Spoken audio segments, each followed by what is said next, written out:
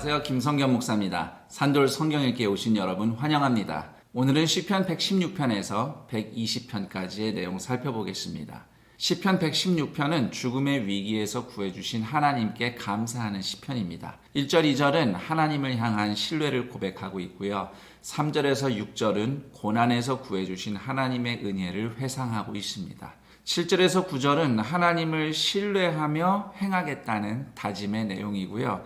10절에서 14절은 하나님을 신뢰한다는 고백이 다시 반복됩니다. 그러면서 하나님께 감사하며 서원을 갚겠다 하는데, 여기서 서원을 갚는다는 것은 약속드린 희생 제사를 예배로 드리겠다, 이런 뜻입니다.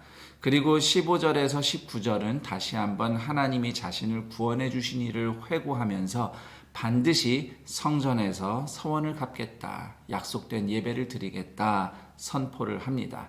몇 가지 내용을 좀 더 살펴보겠습니다. 7절을 보시면 평안함이라는 단어가 나오는데 히브리어로 메누카라는 단어입니다. 사실 이 메누카라는 단어는 글자 그대로 번역하면 쉬는 자리입니다. 쉴 곳이 되겠습니다.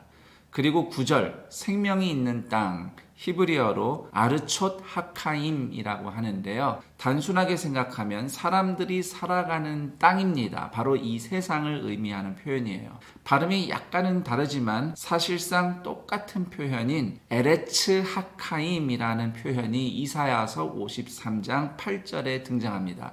거기서는 살아있는 자들의 땅이라고 우리말 성경에 번역이 되어 있는데요. 이사야 53장 8절은 메시아가 살아있는 자들의 땅, 에레츠 하카임에서 끊어짐을 당한다는 예언입니다. 그 예언대로 예수님이 에레츠 하카임, 살아있는 자들의 땅에서 끊어지셨기 때문에 성도는 시편 116편 7절과 9절 말씀처럼 아르촛 하카임, 살아가는 땅에서 평안함, 쉬는 자리를 누릴 수 있습니다.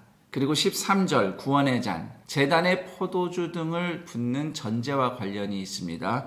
14절의 서원, 구약시대에는 보통 희생제사를 드리겠다는 약속을 의미합니다. 그리고 15절에 경건한 자들의 죽음이 귀중하다에서 이 귀중하다라는 표현은 큰 대가를 치름이다, 이런 의미의 히브리식 표현이에요. 그래서 13절에서 15절을 예수님과 연결해서 생각을 해보면 의로우신 예수님의 십자가 죽음은 하나님의 약속대로 치러진 속죄의 희생이다. 곧 우리 모두를 살리시는 큰 대가 지불이다. 이렇게 묵상할 수 있겠습니다. 시편 117편은 가장 짧은 시편이지만 학자들은 가장 큰 시편이라고 말합니다. 단 몇 마디에 모든 것이 포함되어 있기 때문이죠. 무조건 긴 찬양과 기도가 좋은 찬양과 기도는 아니라는 것을 생각해 볼 수 있습니다. 한마디 한마디의 깊이와 무게가 중요한 것이죠. 1절은 세상 모든 나라와 백성에게 하나님을 찬양하라고 초대하는 내용이고요. 2절은 여호와의 인자하심이 크고 진실하심이 영원하기 때문에 찬양하라 노래합니다. 조금 더 내용을 깊이 살펴보겠습니다. 2절에 우리에게 향하신 여호와의 인자하심이 크시다. 문자 그대로 번역하면 여호와의 인자하심이 우리 위로 크게 압도한다, 이렇게 되겠습니다. 그리고 또 2절에 진실하심이 히브리어로 에메트입니다. 우리를 향한 하나님의 마음과 행동이 변하지 않는 하나님의 신실하심, 그 신실하심이 바로 진실하심입니다. 그래서 이렇게 우리 스스로에게 질문해 봐야 하겠습니다. 나를 압도하는 그분의 인자하심과 신실하심을 나는 매일 경험하며 사는가? 시편 118편은 하나님이 이루신 승리를 찬양하는 공동체의 감사 시편입니다. 1절에서 4절은 하나님을 찬양하라는 초대이고요. 5절에서 12절은 과거에 하나님이 베푸신 구원을 회상하면서 앞으로도 하나님이 도우실 것을 확신하는 내용입니다. 그리고 13절에서 16절은 대적자들을 향해 하나님의 능력과 구원하심을 선포하고 있습니다. 17절에서 24절은 죽음의 지경까지 갔으나 하나님이 살리셨음을 감사합니다. 그리고 25절, 26절은 문득 현재로 시선을 돌려서 하나님의 신속한 구원하심을 간구하는 내용이고요. 27절에서 29절은 하나님이신 여호와께 감사하자는 독려가 되겠습니다. 몇 가지 중요한 내용만 살펴보겠습니다. 22절, 버린 돌이 머릿돌이 되었다. 예수님이 죽으심과 부활을 예언하실 때 인용하신 말씀입니다. 그리고 25절과 26절은 예수님이 십자가에 못 박히시기 일주일 전에 예루살렘에 입성하실 때 온 유대 백성이 예수님께 외친 말씀입니다. 정확하게는 이제 구원하소서 여호와의 이름으로 오는 자가 복이 있으며 호시아나 바룩 하바 베셴 아도나이, 이 호시아나가 신약성경에는 헬라어로 호산나 이렇게 기록이 되어 있습니다. 여기서 여호와의 이름으로 오시는 이가 바로 예수 그리스도이십니다. 시편 119편은 지혜의 노래입니다. 하나님의 율법을 찬양하고 율법 연구를 권면하는 시편이죠. 히브리어 원문으로 보면 시편 1편처럼 복 있는 사람은, 행복한 사람은 아슈레이 이렇게 시작을 합니다. 결국 119편이 노래하는 행복의 비결은 하나님의 말씀을 따르는 삶입니다. 8절씩 22연으로 이루어져 있는 119편은 각 연의 첫 번째 글자가 히브리어 알파벳 22개 순서대로 진행이 됩니다. 그래서 119편도 알파벳이라고 부릅니다. 매우 긴 시편이기 때문에 전체 내용을 다른 시편들처럼 설명하지는 않겠습니다. 대신 119편에서 중요한 단어들 몇 가지를 소개하겠습니다.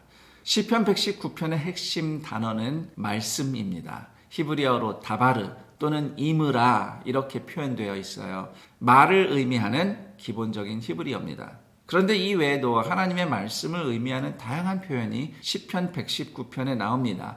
의미는 다 같지만 전달하는 강조점과 느낌이 조금씩은 차이가 있습니다. 우선 율법이라는 표현이 많이 나옵니다. 히브리어로 토라라고 하는데 사실 토라라고 하면 법보다는 가르침, 말씀 여기에 더 가까운 단어가 되겠습니다.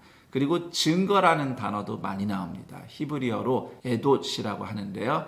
신명기 31장 26절에 율법책, 즉 계명이 새겨진 돌판을 언약궤 옆에 두어 증거가 되게 하라 이런 말씀이 나오거든요. 하나님과 이스라엘 백성이 서로 언약을 맺었다는 증거로서의 말씀을 부각시키는 단어가 증거, 에돗이 되겠습니다. 그리고 법도라는 표현도 나옵니다. 히브리어로 피쿠드라고 하는데 주목하여 들어야 할 삶의 지침, 가르침, 교훈을 의미하는 단어입니다.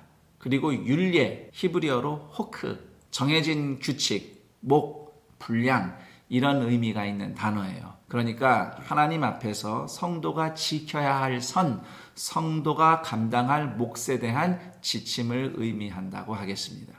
그리고 계명이란 단어 나오죠. 히브리어로 미츠바라고 하는데 말씀을 주신 하나님의 권위를 강조하는 단어라고 하겠습니다. 참고로 출애굽기 34장 28절에 십계명이라는 표현이 나와요. 그런데 여기서 십계명은 미츠바가 아니고 다바르입니다. 그래서 10개의 명령 이렇게 돼 있지 않고 히브리어에서는 10가지 말씀, 10개의 가르침 이런 식으로 십계명이 표현되어 있습니다. 오늘날 유대교가 십계명을 이해하는 관점도 마찬가지예요. 명령이나 법보다는 가르침으로 이해합니다. 판단이라는 단어가 또한 말씀을 의미하며 시편 119편에 등장해요. 히브리어로 미시파트라고 하는데요. 정의로운 판결로서의 말씀을 강조하는 표현이라 하겠습니다. 그리고 시편 119편은 행복한 성도의 생활에 있어서 중요한 단어 2개를 제시하고 있습니다. 바로 행위와 길이라는 단어입니다. 정리해보자면 말씀을 통해 왕이신 하나님의 임재를 경험하고 하나님의 가르침과 통치를 받을 때 인간은 비로소 아슈레이 행복하게 산다. 이것이 시편 119편의 핵심 메시지가 되겠습니다.